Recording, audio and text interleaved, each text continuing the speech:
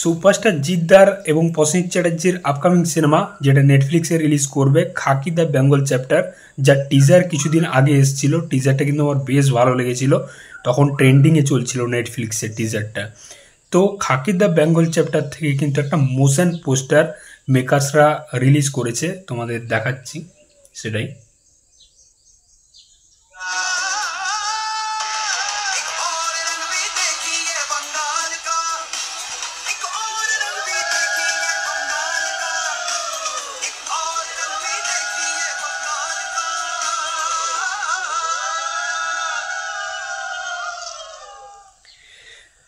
তো এই পোস্টারটাতে আমরা দেখতে পাচ্ছি যে প্রসেনজিৎ চ্যাটার্জি, শাশ্বত চ্যাটার্জি এবং আরও যে দুজন রয়েছে আদিল খান বলে, তো তারা এক সাইডে রয়েছে। মানে এই সিনেমার যারা অ্যান্টাগনিস্ট, যারা ভিলেন থাকতে চলেছে।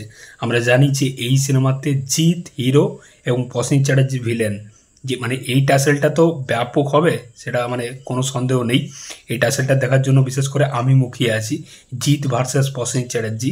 তো এই পোস্টারের মধ্যেও কিন্তু দেখতে পাওয়া যাচ্ছে, দেখো।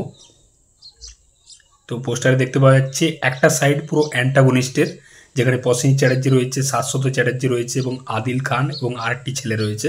এবং অন্য সাইডে যারা হিরো মানে প্রোটাগনিস্টের সাইডে জিৎ রয়েছে, পরমব্রত চ্যাটার্জি রয়েছে, মিমো চক্রবর্তী রয়েছে, তারপর চিত্রাঙ্গদা রয়েছে, আরও দু একজন রয়েছে। এবং মাঝে একটা ক্রস লাইন রয়েছে যেখানে আমরা হাওড়া ব্রিজটা দেখতে পাচ্ছি। তো এটা কলকাতার ব্যাকড্রপে আর কি হবে গল্পটা।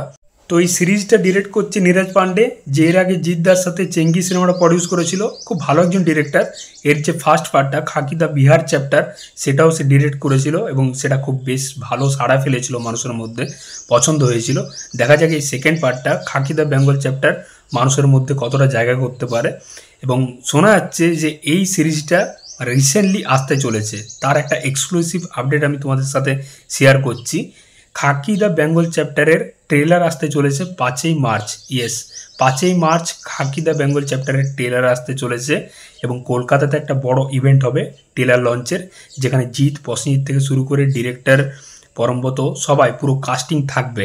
তো দেখা যাক 5ই মার্চ আলটিমেট কনফার্ম হয় কিনা, এই ট্রেলার আসে কিনা, সেটার জন্য তো খুবই এক্সাইটেড। টিজার কিন্তু বেশ সাড়া ফেলেছিল, বেশ পছন্দ হয়েছিল সবার। দেখা যাক ট্রেলারটা কেমন হয়।